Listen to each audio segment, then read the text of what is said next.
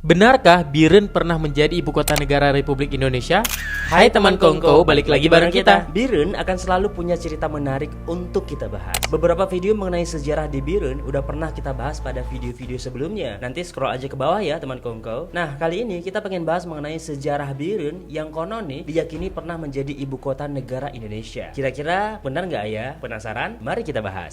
Jadi nih teman Kongko, baik yang kita baca di artikel-artikel yang dimuat di portal atau web berita yang dapat kita akses melalui sosial media, ataupun yang kita dengar dari cerita orang-orang, banyak sekali berita atau kabar yang meyakini bahwa Biren pernah menjadi ibu kota negara Indonesia. Hal ini juga yang kemudian dicitrakan sebagai kota juang untuk menunjukkan keistimewaan Biren. Nah, ceritanya sendiri nih teman Kongko, setelah ibu kota dipindahkan dari Jakarta atau Batavia ke Yogyakarta pada tahun 1946 karena dianggap menjadi kawasan yang aman, saat Belanda kembali ke Indonesia pasca kemunduran Jepang setelah meletusnya bom Hiroshima dan Nagasaki, 2 tahun setelahnya Yogyakarta pun berhasil ditaklukkan oleh Belanda. Sebagai presiden, Soekarno kemudian menerima informasi bahwa Aceh merupakan tempat yang masih kondusif dan masyarakatnya loyal serta memiliki banyak saudagar. Sehingga tidak menunggu lama, Soekarno pun terbang ke Aceh dalam rangka meminta bantuan rakyat Aceh untuk 2 buah pesawat. Oh ya teman Kongko, mengenai kisah Soekarno mengemis meminta pesawat kepada rakyat Aceh ini juga udah pernah kita bahas di video terdahulu ya.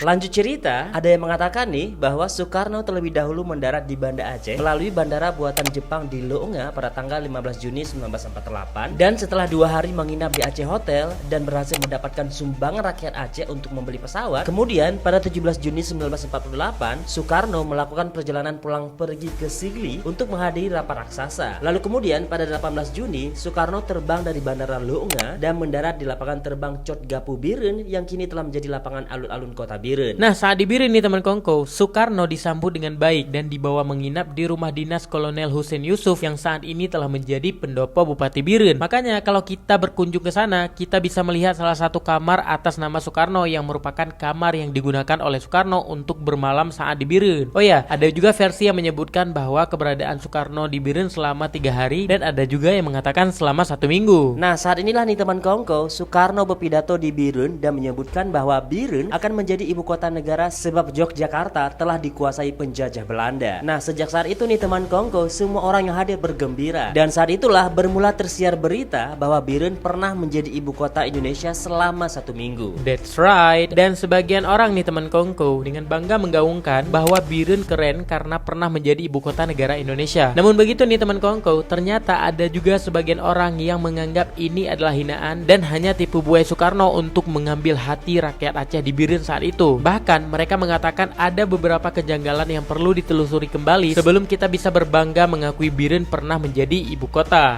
Di antara hal yang masih menjadi tanda tanya bagi sebagian orang adalah: pertama, tidak pernah adanya hitam di atas putih yang secara resmi mengatakan Biren pernah menjadi ibu kota negara Indonesia saat itu. Pernyataan bahwa Biren akan menjadi ibu kota negara seolah hanya diucapkan oleh Soekarno saat berpidato sebagai angin surga untuk menyenangi hati rakyat Aceh atas sumbangan dan sambutan yang pernah diterimanya dari masyarakat Aceh, tanpa adanya surat-surat yang secara resmi menunjukkan Biren sebagai ibu kota negara. Kedua, kalau memang diniatkan menjadi ibu kota negara karena Aceh dalam kondisi yang masih stabil dan kondusif, lantas kenapa hanya 1 minggu Biren dijadikan ibu kota?